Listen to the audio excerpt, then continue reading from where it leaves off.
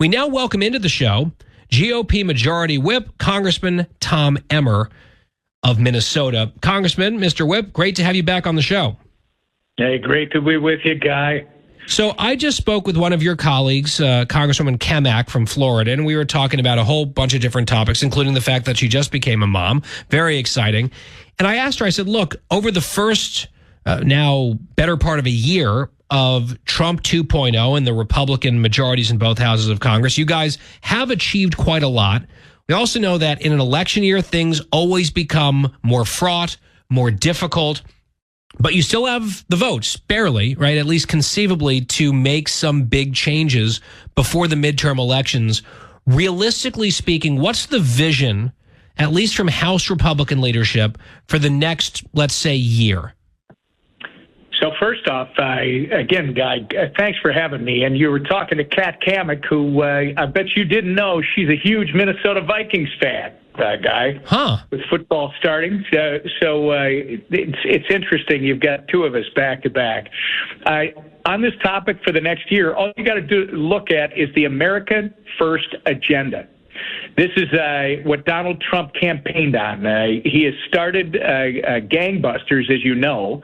And, yeah, we have a small majority, but I tell people when I travel around the country, I'm tired of people whining about that. We have a majority. Doesn't matter if it's one vote. Doesn't matter if it's 20 votes. You're always going to have differences of opinion. You're always going to have, debate and disagreement.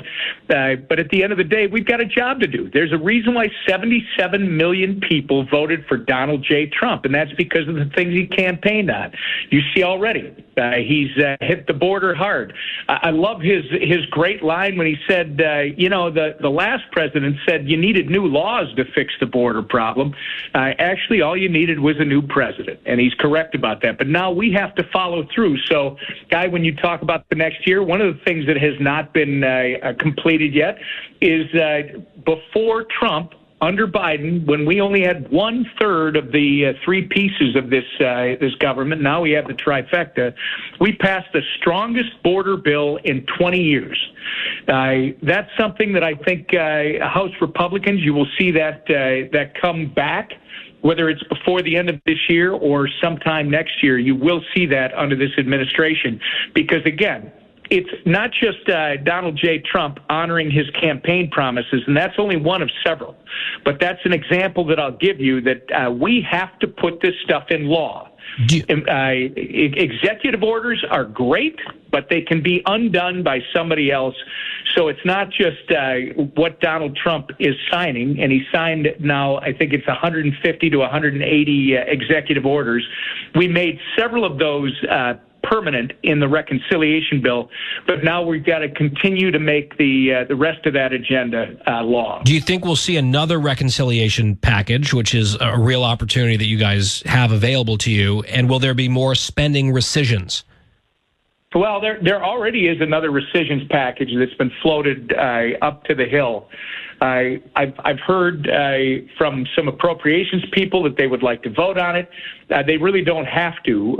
This is more notice by the president and his administration that they are going to rescind that group of appropriations, primarily to USAID and other programs that have proven to be not worthy of taxpayer funding. But when you talk about reconciliation, I think I want to answer it this way. Our leadership in the House is working with the committees to start to go through what fell out of the first reconciliation bill, which we're now referring to by different names because, frankly, the big, beautiful bill doesn't tell everybody what's in it, right?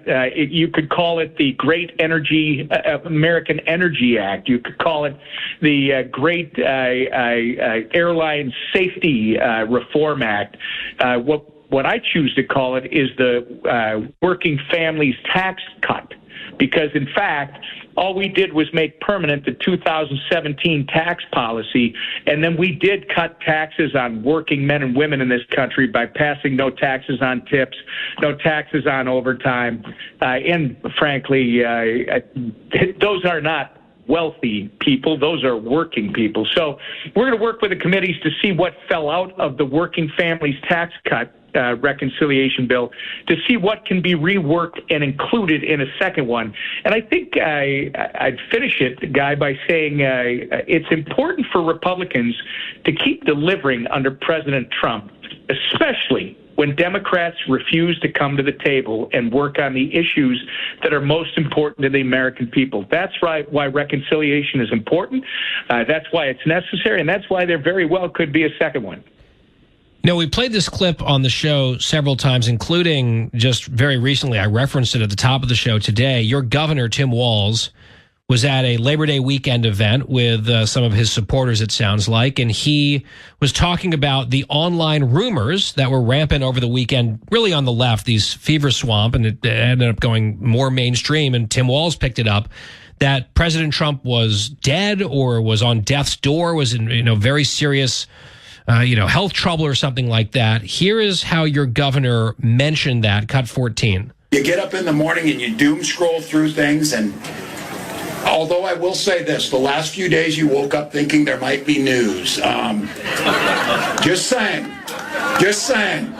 There will be news sometime, just so you know, there will be news. Yeah, I mean, that'd be quite a thing to say at any time for a politician, but especially not very far removed from a terrible tragedy in Minneapolis at that Catholic school, and children were shot dead. That looks even more, in my mind, very unseemly for a leader of that state. What do you make of what you heard there?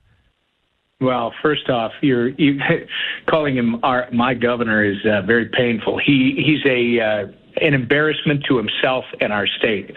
And he literally, the week before, at the circus called the DNC summer meeting in Minneapolis, he literally blamed Republican rhetoric for the assassination of Melissa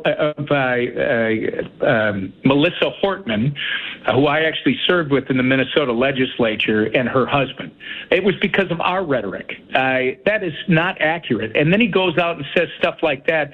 Clearly, his hatred for Donald Trump overrides everything else in his tiny little brain, because he's not governing our state, and he keeps shooting his mouth off on stuff like this. It's so darn insensitive and inappropriate. I wish we could have adult leadership in the state of Minnesota. I tell you what, if he's doom scrolling, I hope what he finds in the next couple of days is an announcement of the end of his political career. Because that'd be a happy scroll for, I think, a lot of Minnesotans, yourself included. Congressman Tom Emmer, who's the majority whip for the GOP in the House. Great to have you here, sir. We got to run. Thanks so much for your time, and we'll be right back.